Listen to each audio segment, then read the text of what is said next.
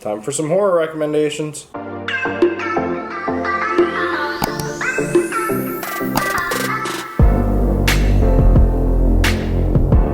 Alright guys, welcome back to my channel. I'm Zach with Zacks Books, and today I've got horror recommendations, I think number 5 for you. So, if you have not seen 1 through 4, check them out. But what I usually do with these is I won't normally talk about ones that I have just read. I usually will readdress previous ones from the past, and so that is what these are. I want to say I've got 6 of them here, and they are not brand new horror books, but we will have them linked down below if you're intrigued with any of them. Yeah, don't forget to like, comment, subscribe, and let's get into the books. Alright, so I will usually toss in some horror novellas. 2 out of these first 3 are going to be that. And the first one is Dementia by Russell Coy. This book, check out Goodreads. We'll have that link down below because a lot of these are on the older side, so my star ratings, I don't quite remember 100%, but I believe this got 4 stars. This book was very weird. It's very messed up. You're following this writer who, is giving up on his dream of writing, and all of a sudden these weird creatures just kind of start popping up in his life, and then he, ventures into their world. It's kind of I don't want to say it's like an R-rated version of Stranger Things, because, Stranger Things is pretty R-rated, but, this is a lot more, weird. It's just a very weird story. I give it 4 stars. I thought it was really well written. It is also, like I said, a novella, so it's really short. So I thought it was really cool, and I would definitely recommend it. So there you have Dementia by Russell Coy. Alright, next up is The House Next Door. I gave this 5 stars.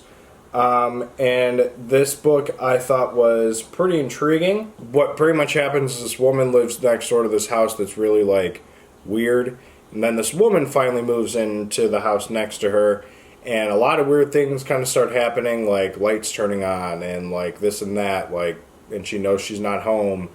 The characters in this I thought were pretty intriguing, and the whole, once it ends, it's actually a pretty nice story.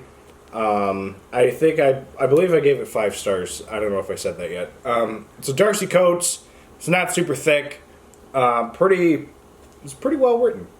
A lot of the things that she writes are pretty well written. So, but the story, why you find out why the ghost is doing what it's doing, and then how they get it to stop, and there's just a lot of odd things with the book, in terms of what some of the characters do, mainly the woman who moves into the house.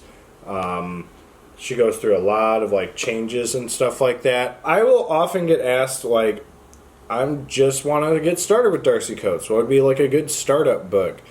I would say this book doesn't dig deep into her messed upness of writing weird things, but this is a pretty solid, close book for that. So I would definitely say this would be a good place to start.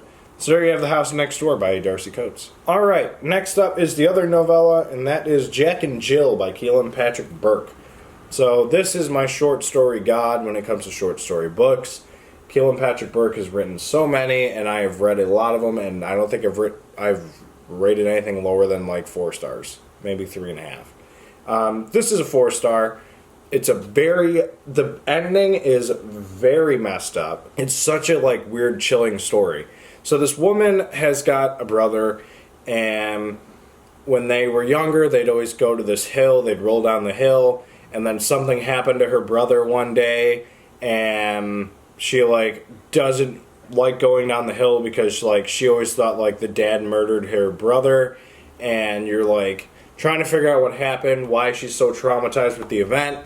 And she has a son and daughter of her own, and that the ending is very messed up. Very, very messed up. But that is what Keelan Patrick does best, and it worked in this story. So very intriguing story. I would definitely recommend it. I gave it, like I said, probably 4 stars. So there you have Jack and Jill by Keelan Patrick Burke. Next up is If You See Her by Anya Alborn.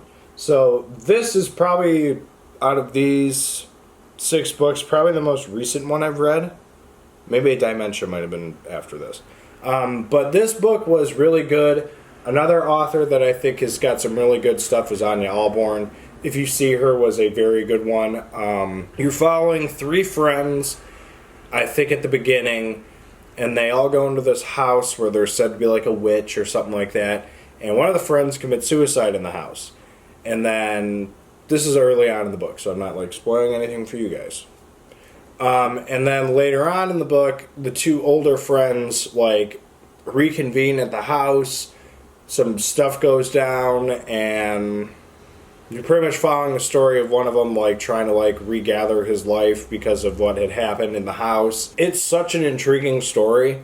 I absolutely loved it because the guy's like obsessed with this house, and he gets accused of like murdering the friend. One of the friends gets accused of murdering the other one, I think, when they were younger.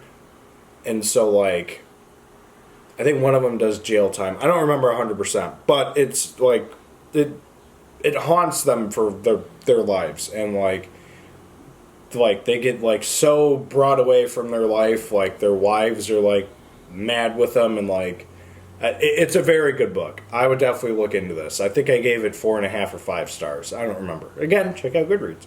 But it was a very good book, and I would definitely recommend this. So there you have If You See Her by Anya Alborn. Alright, next up is my very first and only Dean Koontz book I've read so far, Phantoms. So this was rumored to be a lot like It. I did a reading vlog with this book. Check it out up here if you have not seen that. I will talk about it more in depth in that video. This book is widely considered to be Dean Koontz's version of It. I didn't see that. The creature itself, yes, I will say there's some similarities where it can become your biggest fear. I ultimately think I gave this 4 stars, maybe 3.5. It didn't quite hit 5 because it was not as good as I remember it being hyped up.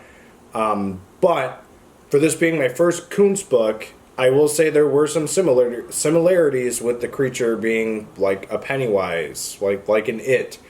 And that's pretty much what made me really enjoy the story. It's really creepy, it's eerie, you're in this town with this creature, and like the creature's already killed the entire town, and this group of people go in there to see what's going on. The only parts that really kind of got a little draggy was when you're in like a lab, like not even near anything that was going on with the story.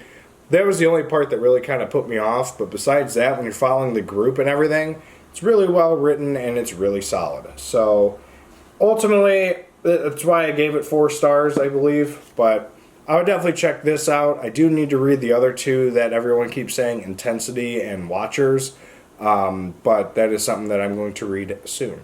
Maybe. I don't know yet. So, but yeah, there you have Phantoms by Dean Koontz. Alright, so the next one is, well, the last one is my Stephen King pick. I usually try and toss a King book into these videos. And the one I'm talking about in this one is Salem's Lot. So I have now read this book twice. It's the only book in this list I've read twice. And I gotta say, the first time around, there's a lot going on. Didn't quite fully comprehend what was happening. So I think I gave it like maybe 4 stars. Watched the mini-series with, I can't think of his name. But, yeah, I can't think of his name. But I watched the mini-series from the early 2000s, not the one from like the 70s or 80s when it first came out. And I got a way better grasp as to what was going on, so I decided to reread it for Zocktober, which I think I did a reading vlog on this. If you have not seen it, check it out up here. And I gave it 5 stars. It was such an amazing book. It's in my top 10 Stephen King books of all time, and it was so good. So you're following this town of Jerusalem's Lot, but they call it Salem's Lot. They like change the name at some point. And what happens is, no, it's Jerusalem's Lot, but then somebody crossed it off and writes Salem's.